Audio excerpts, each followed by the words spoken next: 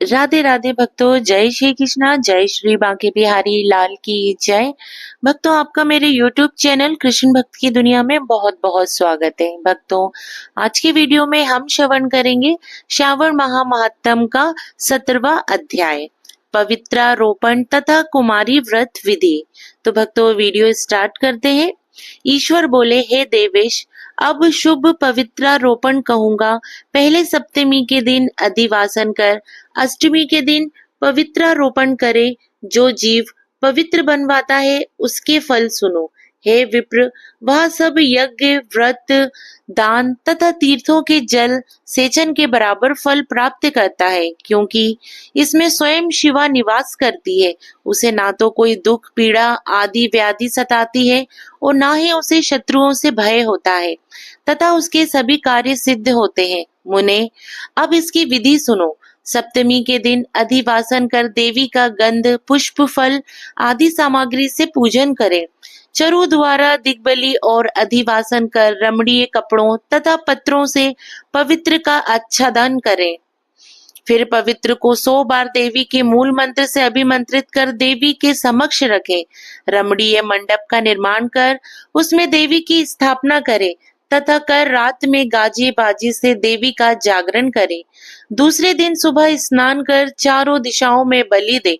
विधिवत देवी का पूजन कर स्त्रियों और ब्राह्मणों को भोजन करा देवी के लिए पवित्र अर्पण करे और अंत में दक्षिणा दे सबको विदा करे। हे वत्स, साधक को यह सब कर्म यथाशक्ति करने चाहिए। पवित्रारोपण के समय राजा को स्त्री, जुआ, शिकार और मांस का त्याग, ब्राह्मण को स्वाध्याय का त्याग और वैश्य को व्यापार का त्याग कहा गया है।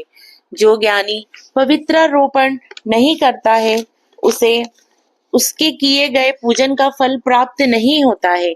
अतः कर्क या सिंह के सूर्य हो जाने पर श्रावण मास की शुक्ल पक्ष की अष्टमी के दिन देवी के लिए पवित्रारोपण करे, क्योंकि इसे नित्य कर्म भी कहा गया है।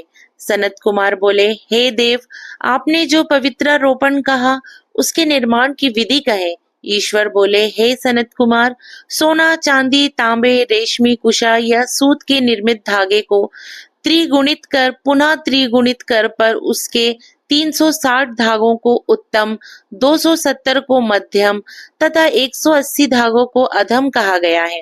फिर इन धागों में ग्रंथि लगावे। 100 ग्रंथि का उत्तम, 50 ग्रंथि का मध्यम, 36 ग्रंथि का पवित्र कनिष्ठ कहा है। या 6, 3, 2, 12, 24 या 8 ग्रंथि का पवित्र निर्णय करे। या 108 ग्रंथि का पवित्र उत्तम, 54 ग्रंथि का मध्यम, 27 ग्रंथि का कनिष्ठ होता है। देवी की प्रतिमा की नाभि तक का पवित्र कनिष्ठ, जांग वाला मध्यम तथा जानू वाला उत्तम होता है। फिर उस पवित्र की सब गांठों को केसर से रंगे। हे मुने, इस प्रकार पवित्र का निर्माण कहा गया है।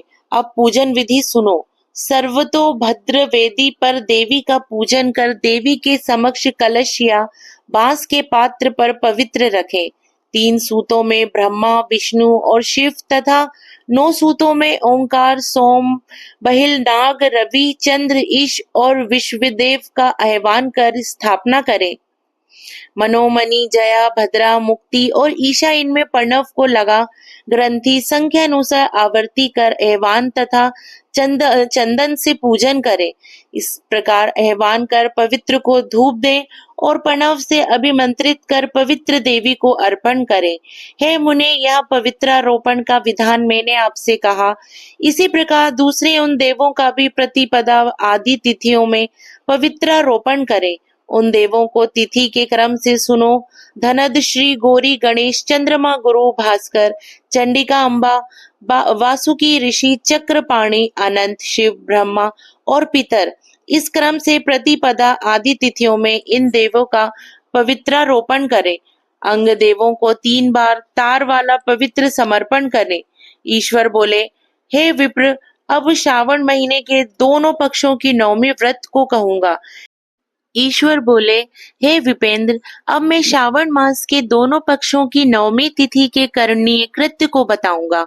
इस दिन कुमारी नामक दुर्गा की यथा विधि पूजा करनी चाहिए। दोनों पक्षों की नवमी के दिन नक्त व्रत करें उसमें दुग्ध तथा मधु का आहार ग्रहण करे अथवा उपवास करे। उस दिन कुमारी नामक उन पाप नाशिनी दुर्गा चंडिका की चांदी की मूर्ति बनाकर भक्ति पूर्वक सदा उनका अर्चन करे। गंध, चंदन, कनेर के पुष्पों, दशांग धूप और मोदकों से उनका पूजन करे। उसके बाद कुमारी कन्या स्त्रियों तथा विप्रों को श्रद्धा पूर्वक भोजन कराएं। फिर मौन धारण करके स्वयं बेलपत्र का आहार ग्रहण करे। इस प्रकार जो मनुष्य अत्यंत श्रद्धा के साथ दुर्गा जी की पूजा करता है, वह उस परम स्थान को जाता है जहाँ देव बृहस्पति विद्वान है। हे विधि नंदन, यह मैंने आपसे नवमी तिथि का कृत्य कह दिया।